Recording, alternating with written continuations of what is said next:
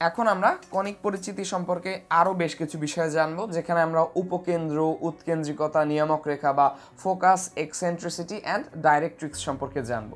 তো উপকেন্দ্র, উৎকেন্দ্রিকতা ও নিয়ামক রেখা আসলে কি? তো তোমরা যদি একটু মনে করে দেখো, একটু আগে আমরা যে স্লাইডটি দেখতেছিলাম বা যে ভিডিওটি দেখতেছিলাম, সেখানে আমরা কণিক কি সেই সংজ্ঞায় বলেছিলাম, কোনো সমতলে একটি নির্দিষ্ট বিন্দু ও একটি নির্দিষ্ট রেখা হতে যে সকল বিন্দুর দূরত্বের অনুপাত একটি স্থির ধ্রুবমান হয়, সে সকল বিন্দুর সেট দ্বারা সৃষ্ট সঞ্চারপথকে কণিক বলছি। এই যে নির্দিষ্ট বিন্দু, তারপর এখানে আছে একটি নির্দিষ্ট রেখা, আরও আছে নির্দিষ্ট অনুপাত যে ধ্রুবমান হয়, অর্থাৎ নির্দিষ্ট অনুপাত।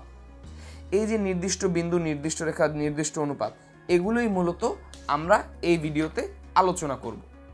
এই যে আমরা কণিকের সংজ্ঞায় নির্দিষ্ট বিন্দুর কথা বলছি, যেখান থেকে আমাদের সঞ্চারপথের বিন্দু সেটের প্রত্যেকটি বিন্দু এবং যে রেখার কথা বলছি, যে এই বিন্দু থেকে আমাদের সঞ্চারপথের প্রত্যেকটি বিন্দুর দূরত্ব নিয়ে আমরা অনুপাত নির্ণয় করছি, সেই বিন্দুটিকে আমরা বলছি, এই যে সেই নির্দিষ্ট বিন্দুটিকে আমরা বলবো নির্দিষ্ট বিন্দুটি হচ্ছে আমাদের উপকেন্দ্র। এই উপকেন্দ্রের ইংরেজি টার্মিনোলজি হচ্ছে ফোকাস। এবং আরও রয়েছে এই যে উৎকেন্দ্রিকতা। এই যে আমরা নির্দিষ্ট অনুপাতের কথা বলেছি, সেই নির্দিষ্ট অনুপাতটিকে আমরা বলছি নির্দিষ্ট অনুপাত। এই নির্দিষ্ট অনুপাত হচ্ছে আমাদের উৎকেন্দ্রিকতা। একে আমরা ইংরেজিতে এক্সেন্ট্রিসিটি হিসেবে জানি, ECCENTRICITY, এক্সেন্ট্রিসিটি বা উৎকেন্দ্রিকতা। এবং সর্বশেষ আমরা যে নির্দিষ্ট রেখার সাপেক্ষে দূরত্ব নির্ণয় করছিলাম, সেই নির্দিষ্ট রেখাটিকে আমরা বলছি নিয়ামক রেখা বা দ্বিকাক্ষ। নিয়ামক রেখা বা দ্বিকাক্ষ।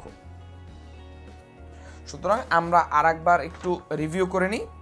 আমরা দেখছিলাম কণিক কি সংজ্ঞা অনুসারে কোনো সমতলে একটি নির্দিষ্ট বিন্দু, অর্থাৎ কোনো সমতলে যে নির্দিষ্ট বিন্দুর কথা বলছি সেটি হচ্ছে সেই উপকেন্দ্র বা ফোকাস, ও একটি নির্দিষ্ট রেখা হতে, অর্থাৎ এই যে নির্দিষ্ট রেখাটির কথা বলছি সেটি হচ্ছে নিয়ামক রেখা বা দ্বিকাক্ষ, এবং নির্দিষ্ট রেখা হতে যে সকল বিন্দুর দূরত্বের অনুপাত একটি স্থির ধ্রুবমান হয়, অর্থাৎ যে স্থির অনুপাত বা স্থির ধ্রুবমানের অনুপাতের যে কথা বলছি সেটি হচ্ছে সেই কণিকের উৎকেন্দ্রিকতা বা এক্সেন্ট্রিসিটি। এবং এই যে ধ্রুবমান হলো, এ সকল বিন্দুর সেট দ্বারা সৃষ্ট যে সঞ্চার পথের কথা বলছি সেটি হচ্ছে আমাদের কণিক। সুতরাং সমতলে উপকেন্দ্র ও আমাদের সেই দ্বিকাক্ষ হতে নির্দিষ্ট দূরত্বের অনুপাত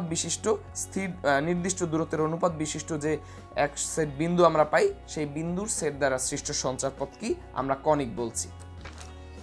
তো এখানেই মূলত আমাদের কণিকের ধারণা। এই যে নির্দিষ্ট রেখা আমরা দ্বিকাক্ষ বা ডাইরেক্ট্রিক্স বলছি, বা নির্দিষ্ট অনুপাত বলছি, নির্দিষ্ট বিন্দু বলছি, এগুলোর বিভিন্ন মানের জন্য, বিশেষত এই যে নির্দিষ্ট অনুপাত বা উৎকেন্দ্রিকতা, যাকে আমরা ই দিয়ে প্রকাশ করি, এই ই এর বিভিন্ন মানের জন্য বিভিন্ন প্রকার কণিক পাওয়া যায়। বৃত্ত, উপবৃত্ত, পরাবৃত্ত, অধিবৃত্ত, বিভিন্ন প্রকার কণিকের মান, বিভিন্ন প্রকার কণিক যে আমরা পাই, তাই ই এর বিভিন্ন প্রকার মানের জন্য, যেগুলো এর পরবর্তী ভিডিওতে আমরা আরও বিস্তারিত আলোচনা করব।